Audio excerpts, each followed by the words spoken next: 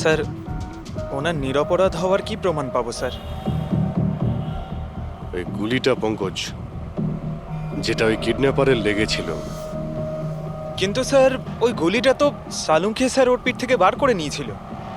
যে গুলিটা ডক্টর সালুখে পেয়েছেন তার মধ্যে কোনো রহস্য আছে, আর সেটাই বের করতে হবে আমাদের।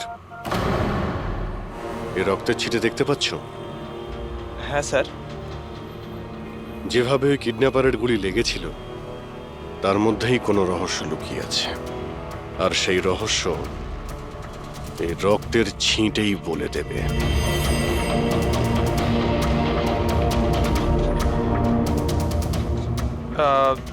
স্যার, রক্তের ফোঁটা কি করে স্যার?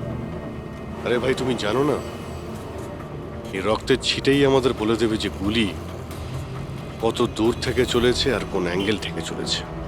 আর রক্তের ছিটেও আমাদের কিছু বলছে। 1 মিনিট তুমি এখানে দাঁড়িয়ে থাকো তো।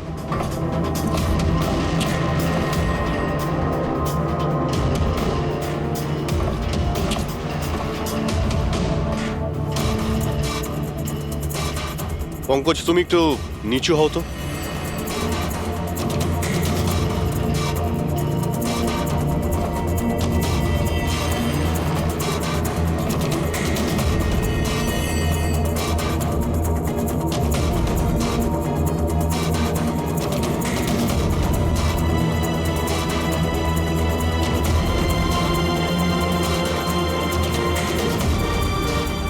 তার মানে গুলি 23 ডিগ্রি অ্যাঙ্গেল থেকে চলেছিল।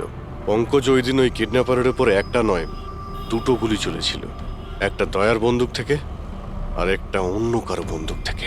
স্যার, কিন্তু আমরা তো গুলি একটাই পেয়েছি, তাহলে দ্বিতীয় গুলি কোথা থেকে এলো? ওই দ্বিতীয় গুলিটাই তো আমাদের খুঁজতে হবে। ওই কিডন্যাপারের এখানে গুলি লেগেছিল, ও এখানে পড়েছিল, আর পুতুলটা এইখানে পড়ে।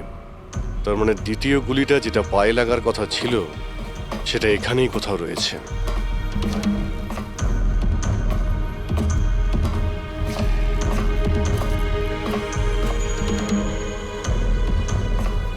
পঙ্কজ, তুমি একটা কাজ করো, আমি ওই দ্বিতীয় গুলিটা খুঁজছি, ততক্ষণ তুমি খোঁজ নিয়ে দেখো যে ওই দিন যে গুলিটা চলেছিল সেদিন এই কন্টেনার ইয়ার্ডে কেউ এসেছিল ঠিক কিনা। আছে স্যার।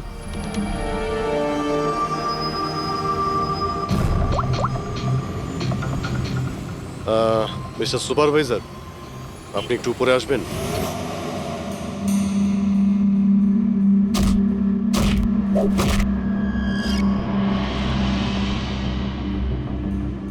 এটাকে হোল্ড কর। এইভাবে মারতে হয় পাঞ্চ। বেরো। নমস্কার। নমস্কার। হ্যাঁ, তো বলুন, বলুন কি কাজ? কিছু জানার ছিল। যদি না দিই? কিভাবে আদায় করতে হয় আমরা জানি সেটা।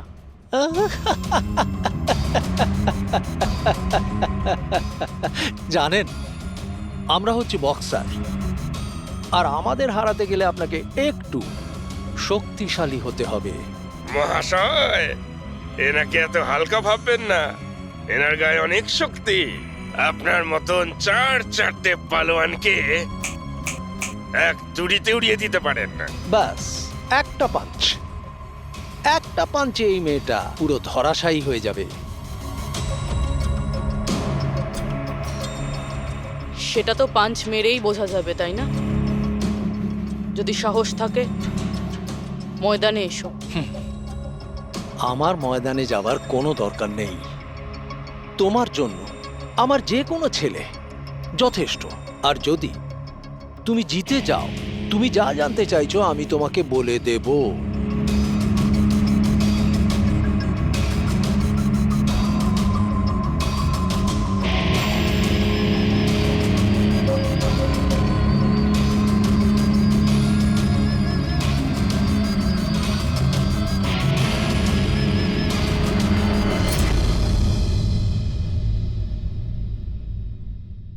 এর সাথে ফাইট করব।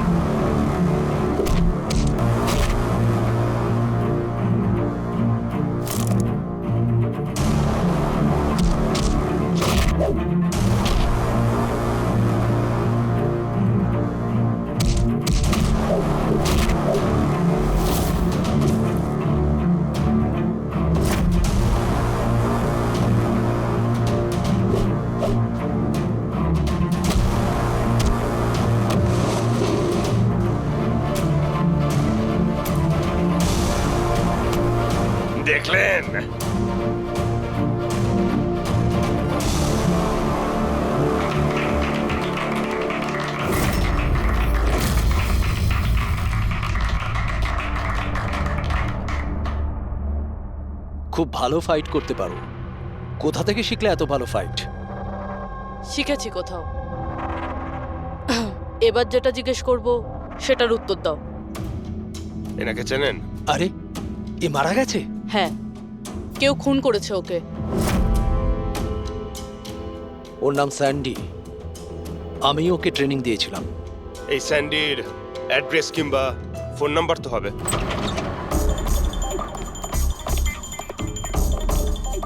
ঘরটায় খুব ভালো করে খুঁজে দেখো, আনাচে কানাচে ভালো করে দেখো যেখানে বাচ্চাটাকে লুকিয়ে রাখতে পারে।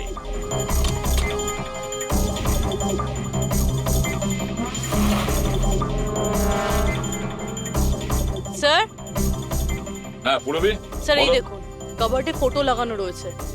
মাই গড, এ তো মিলির ফটো। আয়ুষীর কেয়ারটেকার।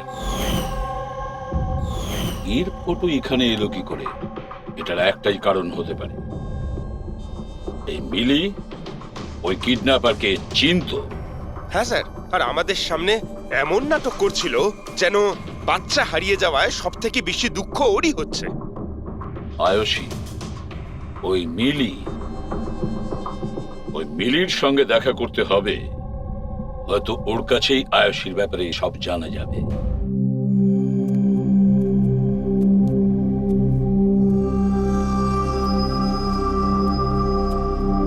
সুরাজ,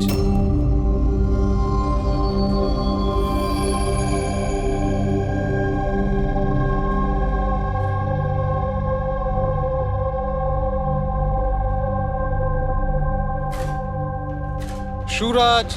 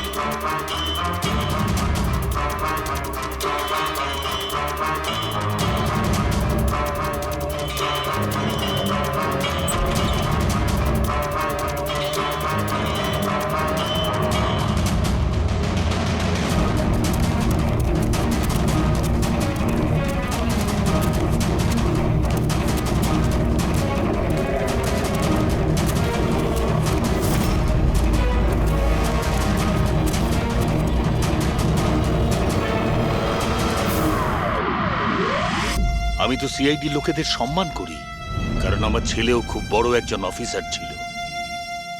ওকে 26শে নভেম্বর গুলি করে মেরেছে। ওর মা ডিপ্রেশনে চলে যায়। ওকে কিছুতেই বোঝাতে পারছিলাম না যে ওর ছেলে আর এ জগতে নেই।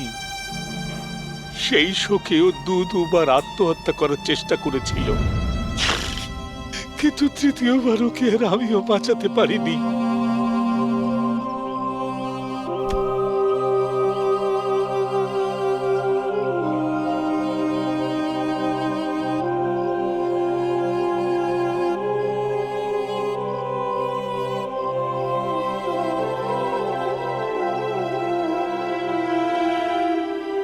বেচারা সুরাজ বেকার বেকার মরে গেল এর চক্করে।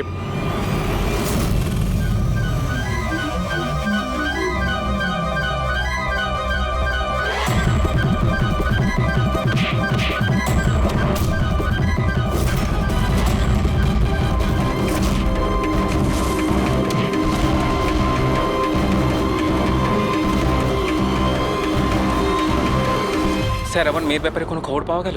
কোথায় আছে আমার মেয়ে? দেখুন, আপনার আয়ুষী যেখানেই থাকুক না কেন খুব তাড়াতাড়ি পাওয়া যাবে, কারণ কিডন্যাপারের ব্যাপারে আমরা অনেক কিছু জানতে পেরেছি। স্যার, কে ওই কিডন্যাপার? প্লিজ বলুন, আমি ওকে ছাড়বো না। তাহলে জিজ্ঞেস করুন না মিলিকে, ও সব জানে। কি মিলি, কে কিডন্যাপার আর কার কাছে আয়ুষী আছে সবকিছু ও জানে, জিজ্ঞেস করুন।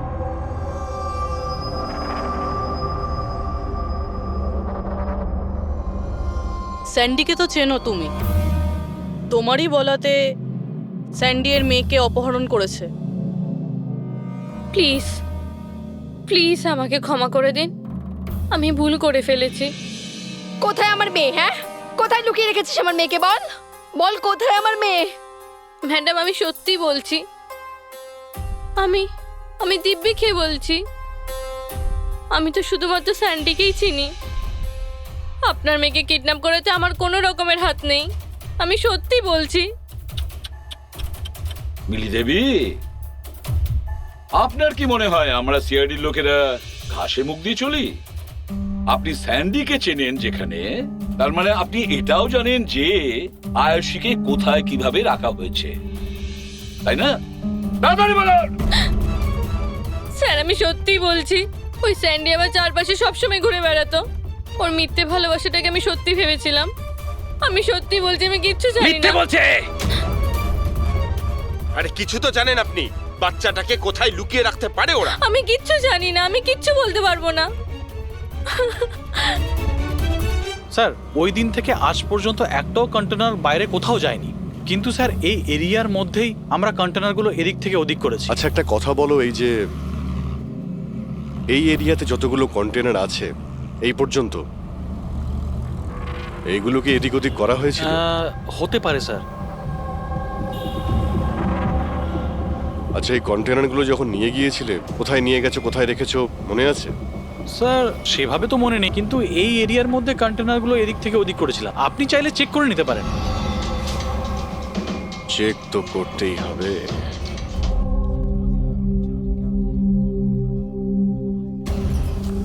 এ হলো রেডিও, জেলের সমস্ত খবরের কাছে আছে। যদি তুমি কিছু জানতে চাও তাহলে এর সঙ্গে কথা বলো, কিন্তু একটা কথা মনে রেখো, একে কখনোই বিশ্বাস করো না, কারণ এ যখন তখন দল বদল করে।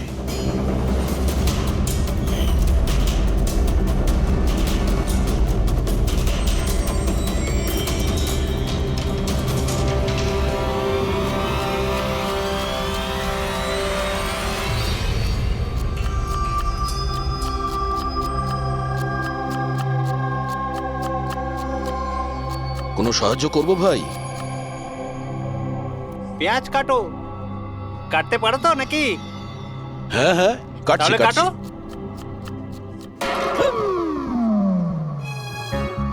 আচ্ছা, শরীরটা তো তোমার খুব সলিড, জিম টিম করো নাকি? হ্যাঁ হ্যাঁ, আগে তো জিমে যেতাম, কিন্তু এখন আর যাওয়া হয় না। ভালো হয়েছে ছেড়ে দিয়েছো। নাম কি তোমার? আমার নাম হলো রেডিও। রেডিও? এটা কিরকম নাম? আমি খুব বকবক করি না, তাই সবাই আমাকে আদর করে রেডিও ডাকে। ও, পুরো জেলে ছোট বড় সমস্ত খবর আছে আমার কাছে। মানে সব মিলিয়ে তুমি জেলের খোঁচড়। হ্যাঁ। আচ্ছা খোঁচড় বাবু, এটা বলো যে সুরজকে কে মেরেছে?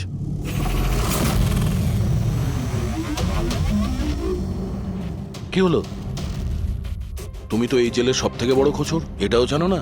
হ্যাঁ, রেডিও নাম আমার। হাহ। চলো এটা বলো যে প্রমোদকে কে মেরেছে? জানো না? আরে কি ধরনের খোঁচড় তুমি ভাই, ছিঁচকে একদম। কিসের খোঁচড় তুমি? হ্যাঁ, আরে বাবা এটা তো জানো যে প্রমোদ যখন খুন হয়েছিল তখন ও কি কাজ করছিল? ও তো জানি ঝুড়ি বানাতো। ঝুড়ি বানাতো? হ্যাঁ। আর এই ঝুড়ি বানানোর কাজে ওর সঙ্গে কে কে ছিল বলো? বলরাজ, সানি, সুরজ আর কল্পেশ। সুরজও ছিল? হ্যাঁ। এই সানি, কল্পেশ আর বলরাজ এই সময় জেলে কি কাজ করছে? এই লোকগুলো ওই যে ফার্নিচার তার কারখানায় কাজ করে। হ্যাঁ, তুমি কি ওদের সাথে দেখা করবে? হ্যাঁ চলো দেখা করি। চলো চলো, তাড়াতাড়ি হাত চালাও, এখন অনেক রান্না বাকি আছে। হ্যাঁ করছি তো, এই তো তখন থেকে বিরক্ত করছে আমায়। আমি কোনো উপায় বার করছি।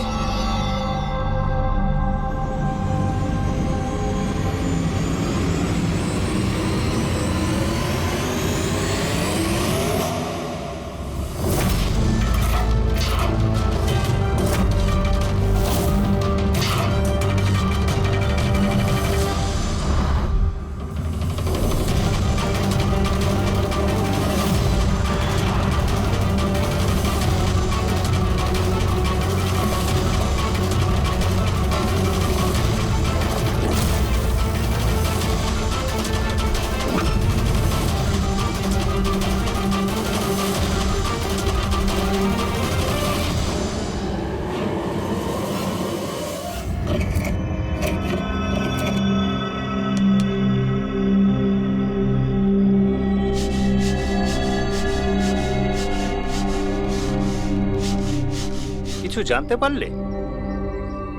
কে মেরেছে সুরজ আর প্রমোদকে? তোমার জিজ্ঞাসা করার ধরন দেখে তো মনে হচ্ছে তুমি জানো কে সে, যে ওদের দুজনকে মেরেছে। হ্যাঁ, কারা ওরা? হিতেন আর আকাশ।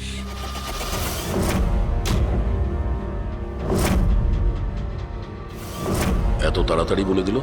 কিচেনে তো ভুলভাল বকছিল। নিশ্চয়ই কোনো গন্ডগোল আছে এই রেডিওর।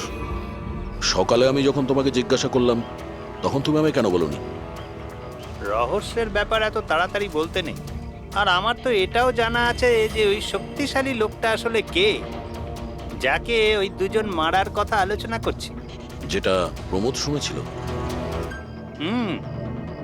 কে সেই ক্ষমতাবান লোকটা? শুনে কিন্তু রেগে যেও না। তোমাকেই মারার প্ল্যান করছে ওরা। আমাকে?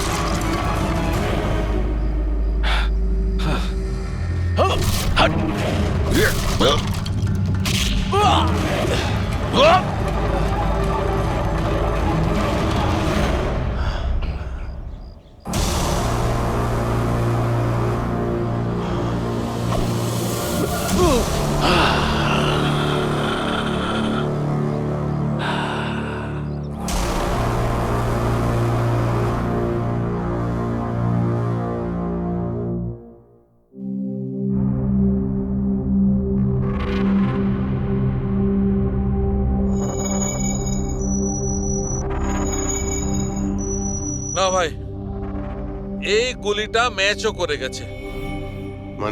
মানেটা এই অভিজিৎ, এই গুলিটাও দয়ার বন্দুক থেকেই ছোড়া হয়েছে। আপনি তো অদ্ভুত কথা বলছেন। দয়া গুলি একটাই চালিয়েছিল আর বুলেট পাওয়া গেল দুটো। তাহলে এই দয়া স্যারের দ্বিতীয় গুলি কিভাবে এলো, যেটা কিডন্যাপারের লেগেছে? অভিজিৎ, দয়াকে কেউ ফাঁসাতে চাইছে। হ্যাঁ স্যার, এই কন্টেনার ইয়ার্ডে আমি নিজে দেখেছি। একটা কন্টেনারে গর্ত ছিল, তার মধ্যে বুলেটের শেলও পেয়েছি। ওখানেই বসে কেউ কিডন্যাপারকে গুলি করেছিল। কিন্তু তোমরা কি করে বলতে পারো যে গুলি অন্য কেউ চালিয়েছে? রক্তের দাগ থেকে যেভাবে রক্তের ছিটে ওখানে পড়েছিল তাতে এটা পরিষ্কার যে দয়া গুলি চালায়নি, বরং দয়ার অ্যাঙ্গেল থেকেই কেউ অন্য অ্যাঙ্গেল থেকে গুলি চালিয়েছিল, হয়তো 23 ডিগ্রি অ্যাঙ্গেল থেকে। আর সেটা কে হতে পারে খোঁজ নিয়ে দেখতে হবে। কে এসেছিল ওখানে সেটা জানার জন্যই আমি পঙ্কজকে পাঠিয়েছি, কিন্তু এখনো অব্দিও এলো না, আর ওর ফোনটাও বন্ধ রয়েছে। হ্যাঁ বলুন। হোয়াট? কি এসব হলো কি করে? তোমরা ওখানে ছিলে না? কি হয়েছে স্যার? দয়াকে কেউ আঘাত করেছে, ছুরি পর্যন্ত মেরেছে। হোয়াট?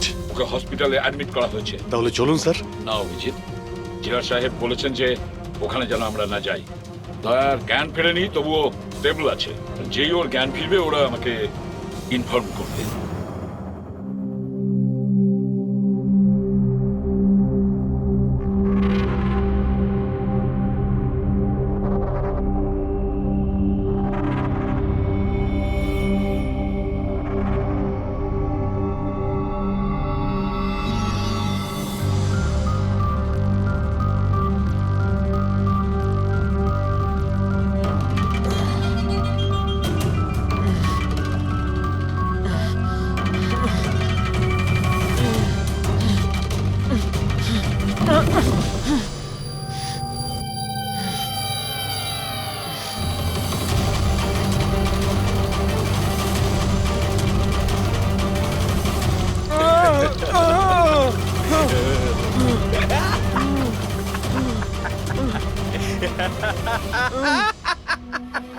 যত হাসার হাস, তোর আর বেশি দিন বাকি নেই।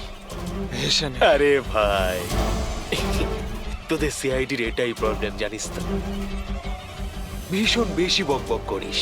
সব শেষ হয়ে গেছে, তবু তোদের সাহস কমেনি। মৃত্যুর মুখে দাঁড়িয়েও বড় বড় কথা বলছিস। এই স্বভাব না মরার আগের মুহূর্ত অব্দি যাবে না, বুঝেছিস? আচ্ছা, তাহলে আমি নিঃশ্বাসটাই বন্ধ করে দিই। আমাকে যে ফলো করে তাকে আমার একদম পছন্দ হয় না। কোনো অপরাধী, বুদ্ধিমান অপরাধী, নিজের পেছনে কোনো প্রমাণ ছেড়ে যায় না। প্রমাণ তো তুই ওখানেই ফেলে এসেছিলি। তুই গিয়েছিলিস না ওখানে, ওই আড়ে?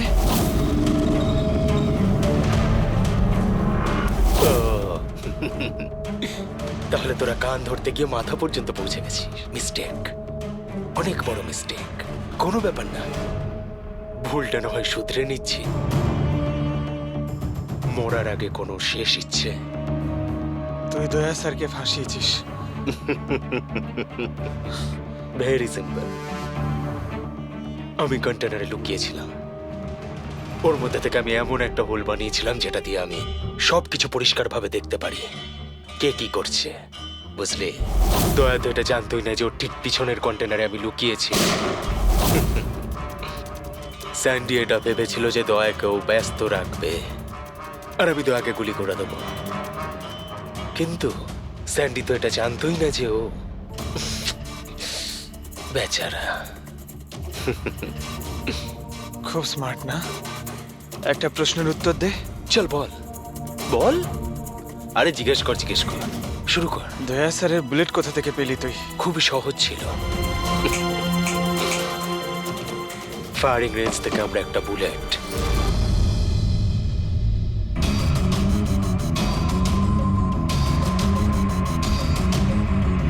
একই আমার পার্টনার আমার সাথে বিশ্বাসঘাতকতা করলো।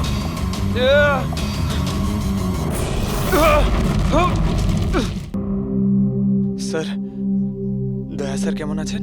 এখন দয়া ঠিক আছে, চিন্তার কোনো কারণ নেই। দেখো অভিজিৎ, খুব বড় প্ল্যানিং করেছিল ওরা দয়াকে ফাঁসানোর জন্য। হ্যাঁ স্যার, আর এই কিডন্যাপিংটা ওই প্ল্যানেরই একটা পার্ট। আর ওরা স্যান্ডিকেও ডাবল ক্রস করেছে। ওকে বলেছিল দয়াকে মারতে, আর ওকেই মেরে দিয়েছে। তাহলে কি তুমি বলতে চাইছো ওই কিলারের কাছে দয়ার গানের গুলি ফায়ারিং স্পটে পাওয়া গেছে? হ্যাঁ স্যার, কিন্তু স্যার ও দয়া স্যারের গুলি ফায়ার করেনি স্যার, নিজের গুলি ফায়ার করেছিল স্যার। সেটাই তো বুঝতে পারছি না, ওই গুলি দয়ার গান থেকে চলেনি, তাহলে দয়ার গুলি ওই লাশের গায়ে ঢুকলো কি করে? স্যার, গুলি চেঞ্জ করা হয়েছে। কিডন্যাপারের গায়ে যে গুলি ছিল সেটাকে বের করে সেই জায়গাতে দয়ার গুলি রেখে দেয়। কিন্তু স্যার, লাশটা তো কন্টেনার ইয়ার্ড থেকে সোজা ফরেনসিক ল্যাবে এসেছিল, তাহলে গুলি বদল হলো কখন এবং কোথায়? রাস্তায় ফেডরিক, গুলি রাস্তায় বদলানো হয়েছে, অ্যাম্বুলেন্সের ভেতরে। সাহেব সাহেব সাহেব সাহেব, ওই কাজটার জন্য আমি তার টাকা পেয়েছিলাম সাহেব। আমাকে বলেছিল যে রাস্তার মধ্যে শুধু 5 মিনিটের জন্য গাড়ি থামাতে, তাই আমি জুস খাওয়ানোর জন্য ড্রাইভারকে নিচে নিয়ে গেছিলাম সাহেব।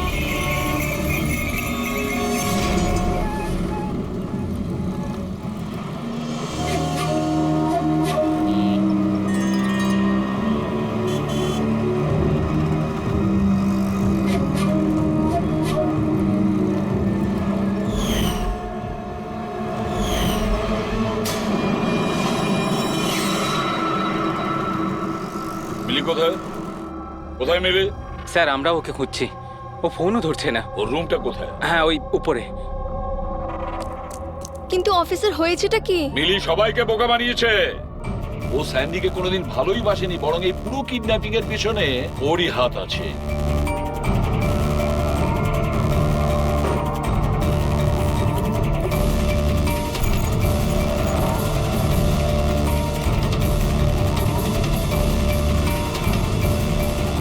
স্যার, এই ছবি মিলির ঘরে ছিল। এ তো আকাশ আর হিতেনের ফটো, যারা দয়াকে আঘাত করেছিল জেলের মধ্যে। কিন্তু স্যার একটা কথা মাথায় ঢুকছে না, এই দুজনের ছবি মিলির ঘরে এলো কি করে? অভিজিৎ, এর একটাই মানে দাঁড়ায় যে পুরো প্ল্যানটা দয়াকে শুধু জেলে পাঠানোর উদ্দেশ্যে নয়, বরং জেলের ভেতরে দয়াকে কিভাবে মেরে ফেলা যায়। তার মানে স্যার দয়াকে এখনো কেউ মেরে ফেলতে পারে, ওর উপরে আবার আক্রমণ হতে পারে। সরি এসিপি স্যার, যতক্ষণ না উপযুক্ত প্রমাণ আপনারা আনছেন দয়াকে ছাড়তে পারবো না। স্যার স্যার ওকে কেউ মেরে ফেলতে চাইছে স্যার, ওকে ফাঁসিয়ে জেলে পাঠানোর প্ল্যান ছিল। দেখো, আমরা যেটা করছি এখন সব আইন অনুযায়ী করছি, আর সেটা দয়ার পক্ষেই করছি। স্যার, আইন অনুযায়ী এ সমস্ত করলে অনেক দেরি হয়ে যাবে। একটা হামলা হয়ে গেছে স্যার, ও জীবন আর মৃত্যুর সঙ্গে লড়ছে। এসিপি সাহেব, আপনি একজন সিনিয়র অফিসার, আপনি খুব ভালোভাবে জানেন প্রোটোকলের নিয়ম অনুসারে আমরা আমাদের নির্ণয় বদলাতে পারি না। স্যার কিন্তু আই এম সরি এসিপি সাহেব, please.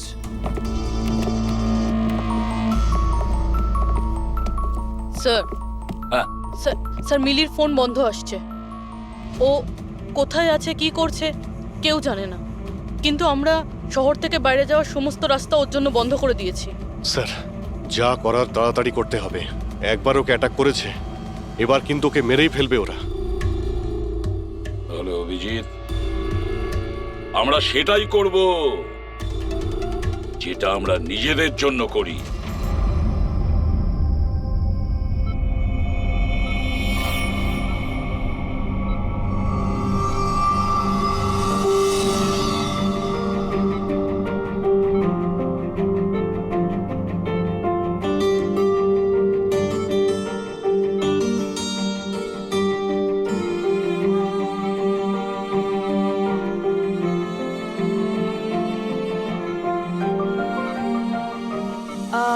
I am sorry sir, visiting time শেষ হয়ে গেছে, আপনাদেরকে বাইরে যেতে হবে। আমি পেশেন্টের ব্যান্ডেজ চেঞ্জ করব।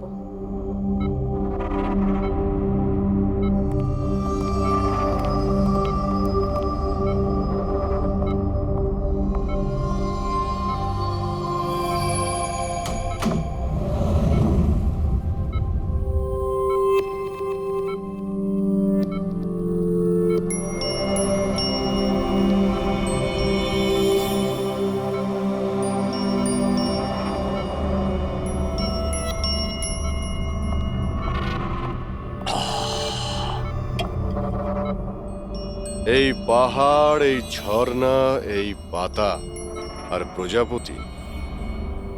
ম্যাডাম, আজকে আপনি কার করবেন মন চুরি? আরে বাহ, কি বলে দিলেন! বাহ, দারুণ দারুণ। ধন্যবাদ দাদা, ধন্যবাদ। ভালো লাগলো খুব আপনার? ভালো লাগলো। আরো কিছু বলুন। মরার বয়স হয়ে গেল আর আপনি শায়েরি করছেন? মুখ খুলুন জেঠু।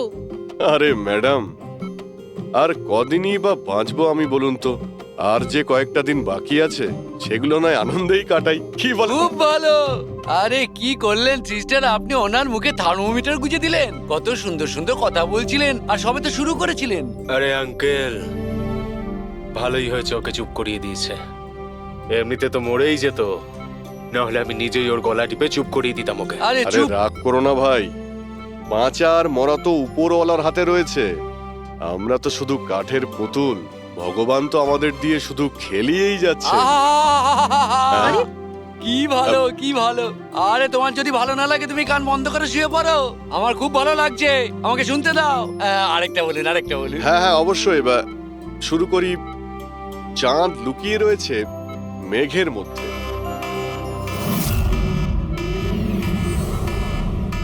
এই পালাও পালাও, তাড়াতাড়ি পালাও, তাড়াতাড়ি পালাও সবাই, হসপিটালে আগুন লেগে গেছে, তাড়াতাড়ি পালাও, তাড়াতাড়ি তাড়াতাড়ি।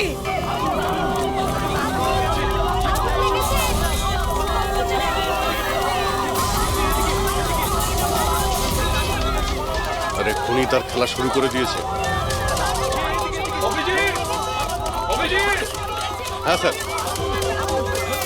ওরা তোর রুমে আগুন লাগিয়েছে। স্যার এগুলো ইচ্ছে করেই করেছে। আমি থালুকাকে মেন গেটে দাঁড় করিয়ে দিয়েছি, ব্যাক গেটেও কাউকে দরকার। পুরবি তুমি এখনই পিছনের গেটে যাও।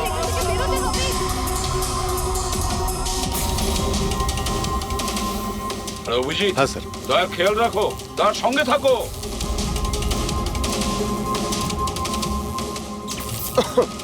এই কে তুমি কোথায় আসছো? আসলে কি আমি কি কি এদিকে কি? না আসলে আগুন লেগেছে না, তাই ভাবলাম যে এদিক দিয়ে রাস্তা এদিকে আছে কোনো রাস্তা নেই, যাও নিচে যাও, চলো নিচে যাও। ওকে।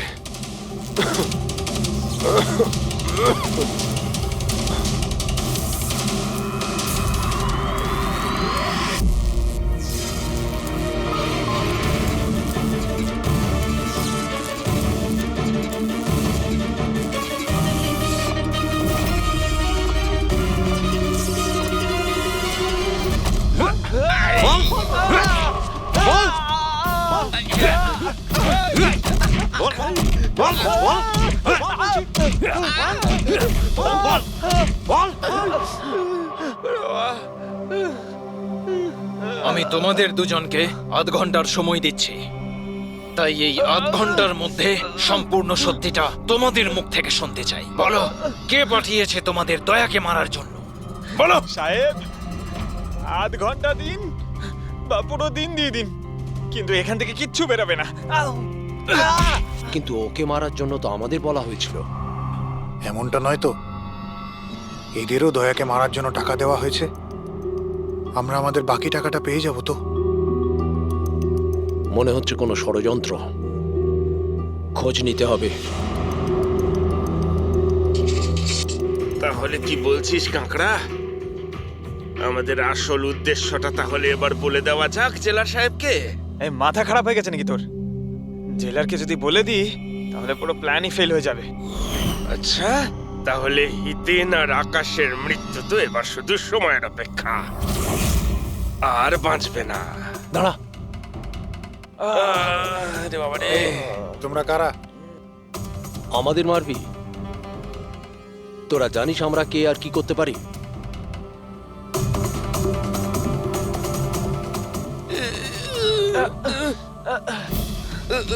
ওরে বাবা রে, মরে গেলাম।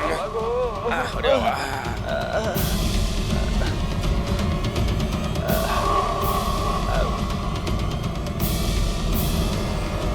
তোর নাম আকাশ আর তুই হিতেন। তোমরা দুজনে একেবারে অকম্মা ঠেকি। একটা ছোট কাজও তোমাদের দ্বারা হয় না, আর তাই আমাদের আসতে হলো, বুঝেছো? এবার আমরা দুজন করব তোমাদের দুজনের কাজ। এই যে ছড়িয়ে 56 করেছো না, সব আমাদের ঠিক করতে কিন্তু হবে। আমাদের তো দয়াকে মেরে ফেলার জন্য বলা হয়নি, শুধু আঘাত করতে বলা হয়েছিল। এই চুপ কর, পাগল নাকি? কি বলছিস কি? হ্যাঁ আরে সত্যি তো বলছি। ওদের বলছিস কেন? আরে একই কাজ আমাদেরকেও দিয়েছে, এদেরকেও দিয়েছে। টাকা তো দিয়েছে। হ্যাঁ, আর যদি আমরা বাকি টাকাটা না পাই তাহলে? কি টাকা দেবে না? আমি কি ছেড়ে দেবো? কিন্তু এদের বলছিস কেন?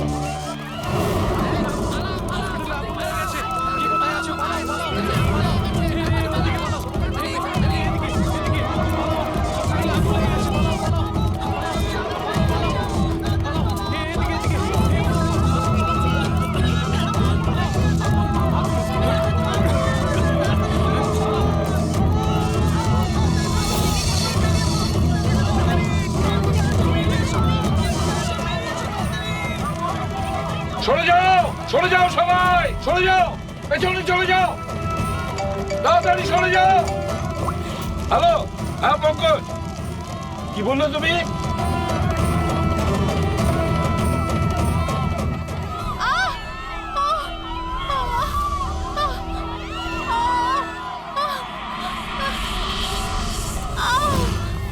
কি হলো? কেউ ধাক্কা দিয়ে ফেলে দিয়েছে। আচ্ছা, আঘাত পেয়েছি, হাঁটতে উঠুন পারছি না। তাড়াতাড়ি আসুন।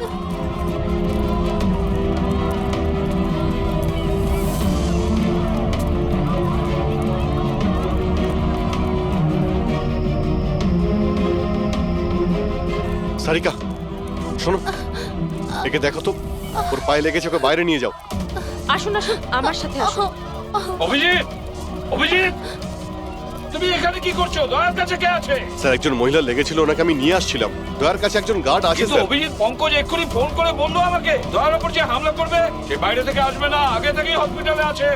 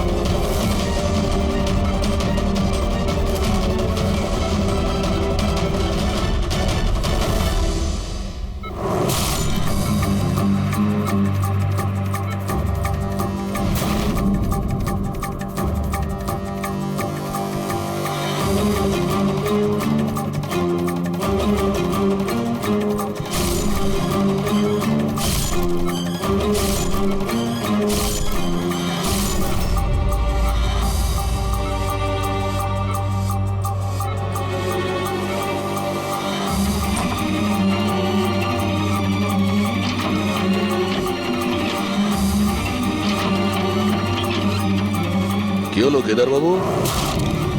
দরজা খুলছে না নাকি?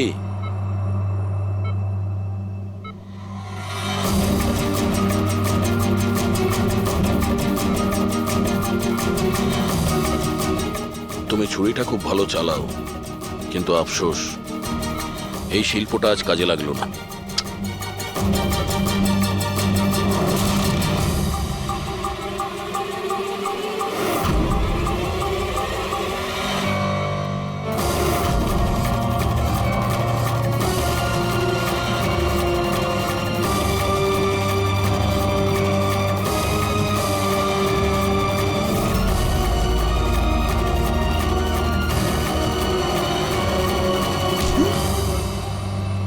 ছেড়ে দাও আমাকে, আমি ওকে ছাড়বো না, আমি ওকে ছাড়বো না। কবিতা শেষ, গল্প শুরু। দয়াকে কেন মারতে চাইছিলি? কারণ ও আমার বউ আর আমার মেয়েকে মেরেছে। আমার বউ আর আমার মেয়ে আত্মহত্যা করেছে। ও যদি আমাকে জেলে না পাঠাতো তাহলে ওরা কিছুতেই এটা করতো না। অপরাধ করলে শাস্তি তো পেতেই হবে, তাই না? অনেক বড় প্ল্যানিং করেছিলি না তুই? বাচ্চাটাকে কিডন্যাপ করালি, কন্টেনার ইয়ার্ডে গুলি চালালি, আর দয়াকে ফাঁসানোর জন্য গুলিটাও চেঞ্জ করে দিয়েছিলি।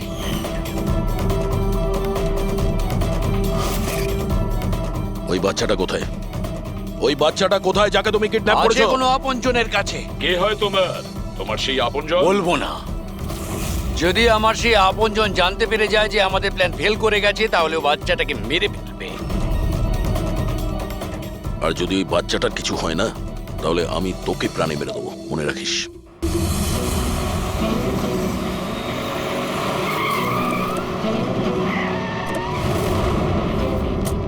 অভিজিৎ, গত 1 মাস ধরে মিলির ফোন এই স্পটেই দেখা যাচ্ছে। বাচ্চাটাকে এখানেই কোথাও লুকিয়ে রাখা হয়েছে। স্যার, এই মিলি আবার ওই কেদারের কোনো আপনজন নয় তো, যার ব্যাপারে ও আমাদের বলছিল? হতে পারে ফ্রেডি। ওনাদেরকে বলো গাড়ি থেকে বাইরে না বেরোয়। আপনারা প্লিজ গাড়িতেই বসুন প্লিজ।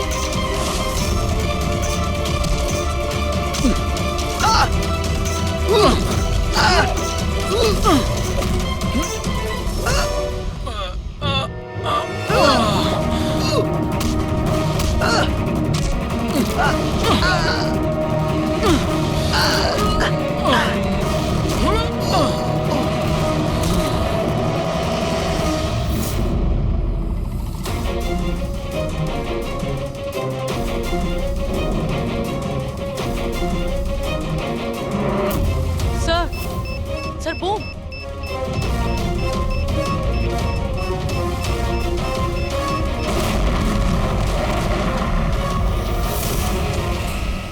মিলি দাঁড়াও, মিলি পালাবে না। বাচ্চাটাকে, বাচ্চা পড়ে যাবে, বাচ্চাটাকে আমাদের দিয়ে দাও। আমাকে বাধা দিও না, আমি বলছি আমাকে যেতে দাও, না হলে আমি বাচ্চাটাকে ফেলে দেবো। দেখো তুমি যা করছো খুব ভুল করছো। ঠিক আছে, আমি এরকম কিচ্ছু করব না। আপনারা আপনাদের গান নিচে রাখুন। ঠিক আছে।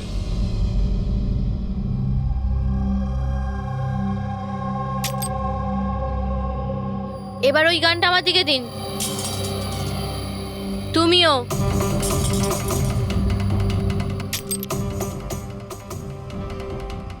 আমি জানি তুমি কেদারের মেয়ে, আর এই সব কিছু তুমি তোমার বাবার জন্য করছো। আপনারা সবাই সিআইডির লোকেরা শুরু থেকে কেবলমাত্র উল্টো দিকেই যাচ্ছেন। আসল সত্যিটা কি সেটা শুধু আমিই জানি, আর এই সত্যিটা আমি কখনোই কাউকে বলবো না, আর আপনারা কখনো এটা জানতেও পারবেন না। দেখো মিলি, মিলি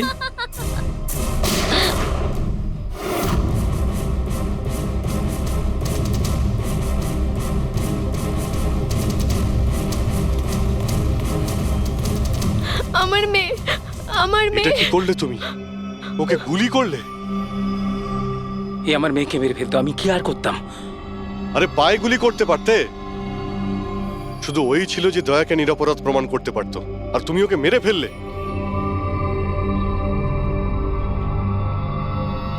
শুধুমাত্র এই নয় স্যার,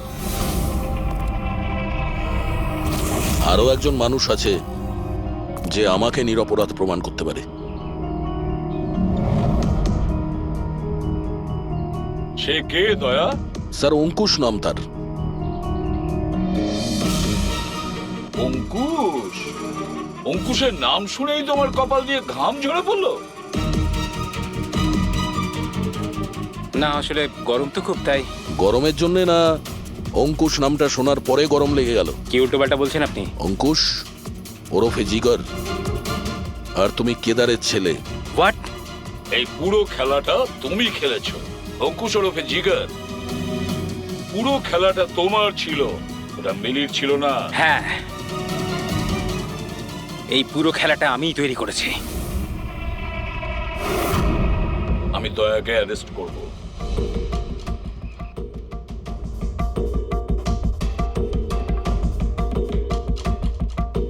মিলিকে বলে আমি রাকাকেও আমার রাস্তা থেকে সরিয়ে দিয়েছিলাম, যাতে আমার কথা কেউ কোনোদিন জানতেই না পারে। আর আমি হলাম অঙ্কুশ, কেদার হলো আমার বাবা। আর আপনারা সবাই ভালো পুলিশের মতো আমাকে এখান থেকে যেতে দেবেন, কারণ যদি আপনারা আমার সাথে কোঅপারেট না করেন তাহলে না না। কেমন বাবা তুমি? প্রতিশোধ নেওয়ার জন্য নিজের বাচ্চাটাকে মেরে ফেলবে, নিজের পরিবারকে ধ্বংস করবে? এরা আমার পরিবারের কেউ নয়, এরা সবাই অ্যাক্টর। এ আমার বউও নয়, এ আমার বাচ্চাও নয়। দুবাই থেকে আসার পরে 6 মাস লেগেছিল আমার এই পরিবার তৈরি করতে, কারণ আমার আসল পরিবারকে পুরো পৃথিবীর সামনে মেরে ফেলেছে এই দয়া। আমার মাকে, আমার বোনকে, আমার বাবাকে জেলে পাঠিয়ে দিয়েছে। তোমার শত্রুতা আমার সঙ্গে, তোমার বদলা নিতে হলে আমার সঙ্গে নাও। গুড বাই দয়া।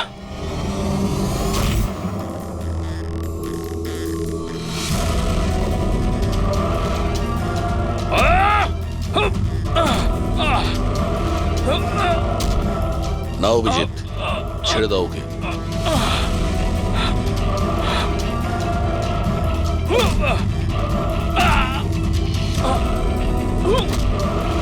আইনের হাত শুধু লম্বা নয়, শক্তিশালীও হয়।